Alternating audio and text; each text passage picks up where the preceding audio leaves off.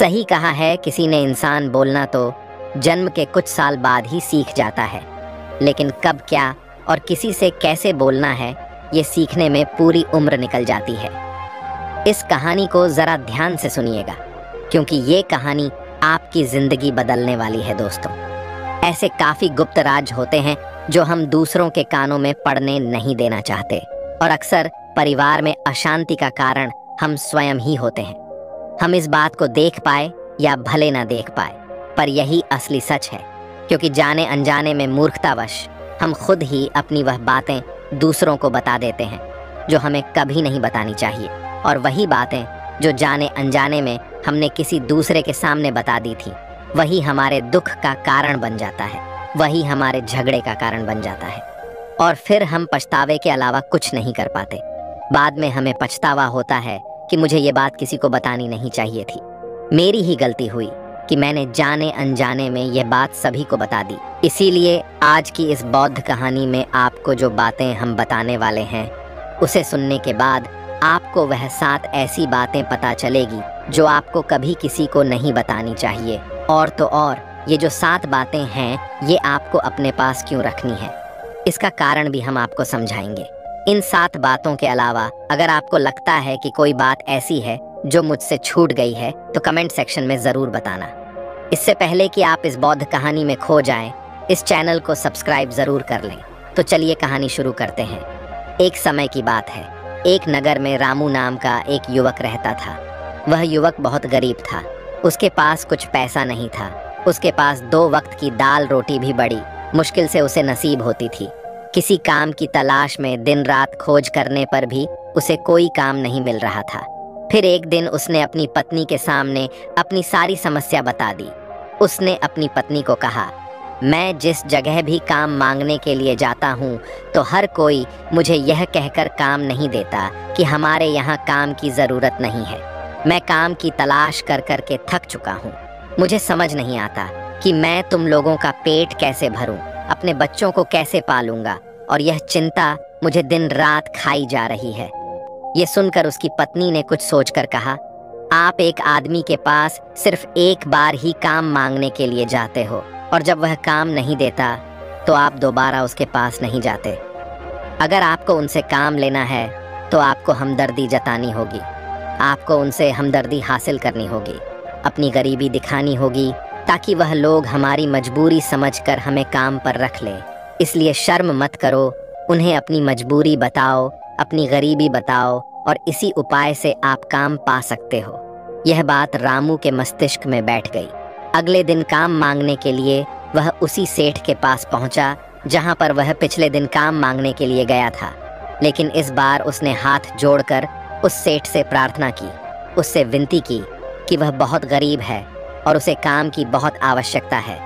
वह जो कुछ भी उसे देंगे वह उसमें संतुष्ट हो जाएगा, पर कृपया करके मुझे अपने यहाँ काम पर रख ले। उसकी यह हालत देखकर उस सेठ ने उसे अपने यहाँ काम पर रख लिया। वह रोज वहाँ पर काम पर जाने लगा।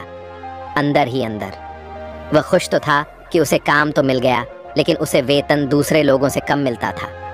वही काम जो दूसरे लोग कर रहे थे, उन्हें ज़्यादा वेतन मिल रहा था और उसे कम वेतन मिल रहा था। जब इस बारे में उसने अपने सेठ से कहा, तो सेठ ने कहा कि देखो भाई, तुम्हें काम की ज़रूरत थी, मैंने तुम्हें काम दिया, मेरा धन्यवाद करने की बजाय तुम मुझसे शिकायत कर रहे हो। ये कैसी एहसान फरामोशी है। ये सुनकर रामू वहीं पर चुप हो गया। बात कहीं ना कहीं सत्य थी। सच थी कि सेठ ने तो उसे उसकी मजबूरी के हिसाब से ही काम दिया था, और इसीलिए वह उसे अपने अनुसार ही वेतन देता था। लेकिन धीरे धीरे उसने यह बात अपने सगे संबंधियों और अपने दोस्तों को भी बताना शुरू कर दी कि उसका सेठ कैसा आदमी है और उसे कितना वेतन देता है। समय बीतता रहा और रामू पूरी लगन के साथ अपना काम करता रहा, लेकिन अब परिस्थितियां बदलने लगी थी। सेठ अब रामू से दूसरे लोगों से ज़्यादा काम लेता था और उनसे कम वेतन उसे देता था। ये बात रामू के मन को बहुत खलती थी। वह दूसरों से ज़्यादा मेहनत कर रहा था और उनसे कम वेतन पा रहा था। इससे उसके आत्मसम्मान को बहुत गहरी चोट पहुंची। अब धीरे धीरे उसका मन अपने काम से हटने लगा। उसका मन काम में लगता ही नहीं था। जाहिर सी बात है कि ऐसी जगह किसका मन लगेगा जहां आदमी को अपने आत्मसम्मान के साथ समझौता करना पड़े। इसीलिए जल्द ही उसने अपना काम छोड़ दिया और वह घर पर आकर खाली बैठ गया। अब उसके पास घर का खर्चा चलाने के लिए भी पैसे नहीं बचे थे। इसीलिए उसने अपने सगे संबंधियों और अपने दोस्तों से सहायता मांगनी शुरू की। लेकिन उसके दोस्त उसके सामने तो उसे दया का पात्र समझते थे, उसे दिलासा देते थे, लेकिन पीछे से उसका मजाक उड़ाते थे। वह कहते थे, कितना बेवकूफ़ है, सेठ ने इतना काम करवा लिया और बेचारे को पैसे भी नहीं दिए। अरे हम इसको पैसे दे दें तो ये कल हमारा भी पैसा नहीं वापस कर पाएगा। इसकी ऐसी हालत है, काम तो इसके पास कुछ है नहीं, पैसा कहाँ से ला कर देगा। और इसी वजह से रामू की हालत दिन पर दिन खराब होती जा रही थी। अब वह दिन रात तनाव में रहने लगा। वही दोस्त, वही सगे संबंधी जो उसके अपने होने का दिखावा करते थे, वह उसे दया का पात्र समझ रहे थे। उन्हें उसके ऊपर तरस आ रहा था। सब लोग आकर उसे ध्यान तो बहुत देते थे, लेकिन कोई सहायता नहीं करता था।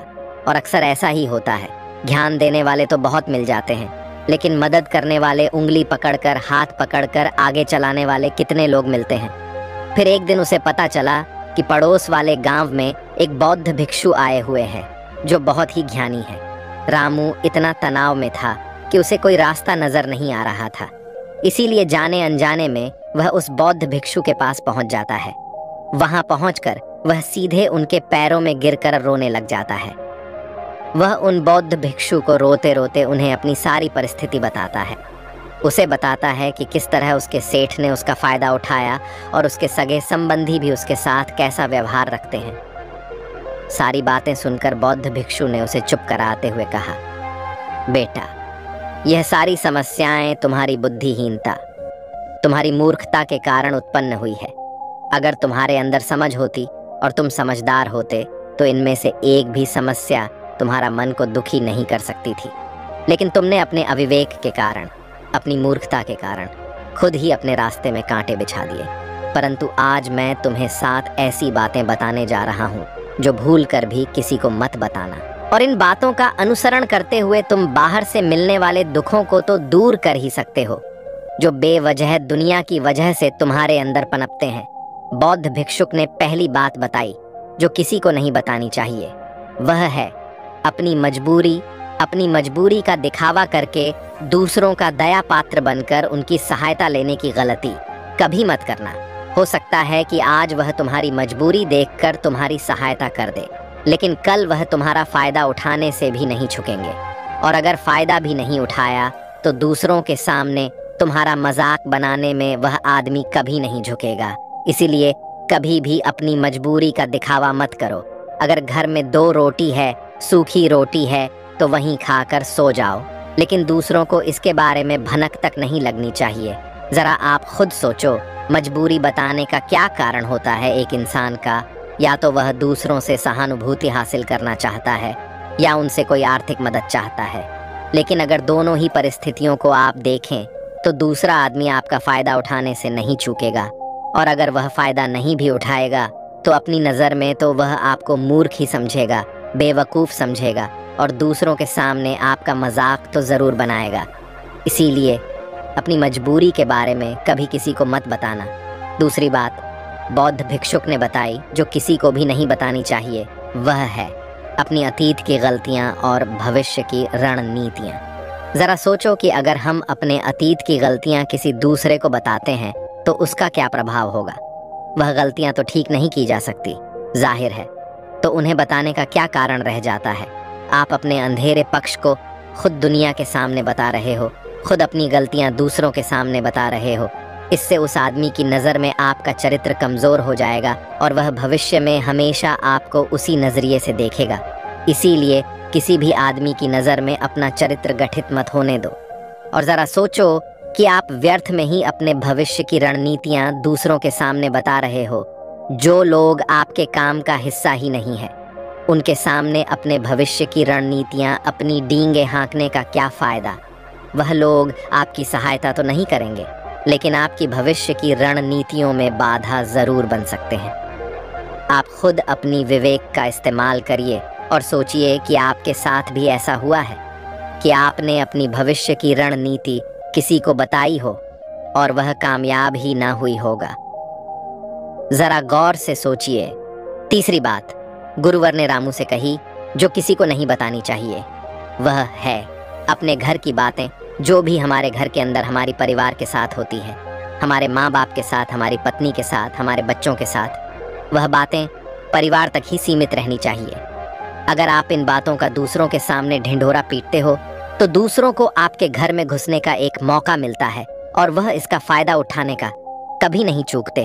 वे आपके परिवार के सदस्यों को आपसे दूर ले जाने की कोशिश करेंगे। अक्सर ऐसा होता है, हम समाज में देखते हैं कि हम अपने घर के झगड़ों को कम करने के लिए उन झगड़ों को अपने पड़ोसियों और दूसरे सगे संबंधियों को बताते हैं, लेकिन इससे आपको सहायता कभी नहीं मिली होगी, बल्कि आपके घर की लड़ाई झगड़े और ज्यादा बढ़ गए होंगे और वह जाहिर है कि बढ़ेंगे। अगर आप अपने माँ बाप की बात दूसरों को बताएंगे तो आपके माँ बाप को बुरा लगेगा, यही कि हमारा बेटा हमसे बताए बगैर दूसरों को यह बातें बता रहा है। इसीलिए अपने घर की बातें और अपने घर की लड़ाई झगड़े किसी के सामने मत बताना। अगली बात जो मैं आपको बताने जा रहा हूँ, जो किसी को नहीं बतानी चाहिए, वह सुनने पर बहुत अजीब लग सकती है, और वह है कि आप अपनी आमदनी किसी को मत बताना। अब अपनी आमदनी ना बताने के पीछे क्या कारण हो सकता है? जरा सोचिए कि आप अपनी आमदनी अपने दोस्तों को बता देते हैं तो इस हालात में केवल दो बातें हो सकती हैं। या तो आपकी आमदनी उनसे ज़्यादा हो सकती है, या तो फिर आपकी आमदनी उनसे कम हो सकती है। अगर आपकी आमदनी उनसे ज़्यादा है तो जब आपके दोस्तों को ज़रूरत पड़ेगी तो वह सिर्फ आपको ही याद करेंगे, क्योंकि उनको पता है कि अगर आपकी आमदनी ज़्यादा अच्छी है तो आप ही उनकी मदद कर सकते हैं, और इसीलिए ज़्यादा लोग आपसे सहायता मांगेंगे। और जब आप उनकी सहायता नहीं करेंगे तो वह सोचेंगे कि इस आदमी के पास पैसे हैं, मेरी सहायता कर सकते हैं, लेकिन यह फिर भी मेरी मदद नहीं कर रहा है। और इसीलिए आपकी आमदनी आप दोनों दोस्तों के बीच एक झगड़ों का कारण हो सकती है, और इसी जगह आपकी कम आमदनी होगी तो लोग मजाक उड़ाएंगे, वह आपको कमज़ोर भी समझ सकते हैं। और ऐसी हालत में बहुत कम लोग मिलते हैं जो आपके पीठ पीछे आपका मजाक ना बनाए, और ज़्यादा होगी तो सहायता मांगेंगे, तो अपनी आमदनी बताने में दोनों हालातों में आपको ही परेशानी होगी। इसीलिए अपनी आमदनी बताने की कोई ज़रूरत नहीं है।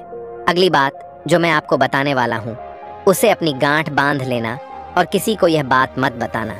अपनी कमज़ोरी और अपनी ताकत अक्सर इंसान को पता नहीं होता है कि उसकी कमज़ोरी या उसकी ताकत क्या है, लेकिन अगर आपको अपनी कमज़ोरी और अपनी ताकत पता है तो पहली बात तो आप बहुत ही बुद्धिमान आदमी हैं, और दूसरी बात कि आपको यह बातें किसी को पता नहीं लगने देनी है, क्योंकि अगर आपकी कमज़ोरियां दूसरों को पता चल गईं और अगर भविष्य में आप दोनों दुश्मन बन जाते हैं तो वह आपकी कमज़ोरियों का फ़ायदा उठाएंगे, और अगर उनको आपकी ताकत पता चल गई तो वही ताकत आपकी कमज़ोरी बन जाएगी, क्योंकि वह ताकत दूसरे आदमी को पता है, और वह ताकत का तोड़ भी आज नहीं तो कल ढूंढ ही लेगा, क्योंकि हर शेर का सवा शेर होता ही है।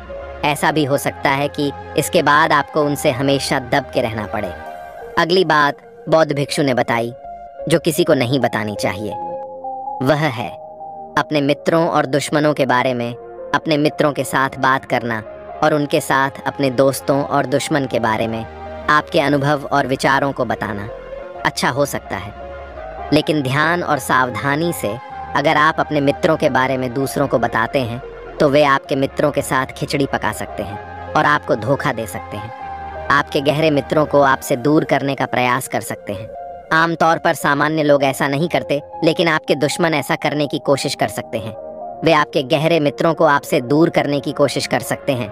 दूसरी ओर आपके शत्रु के बारे में भी किसी को नहीं बताना चाहिए, क्योंकि आज का मित्र कल आपका दुश्मन बन सकता है, और वह आपके दुश्मन के साथ मिलकर आपको हानि पहुंचा सकता है और धोखा दे सकता है।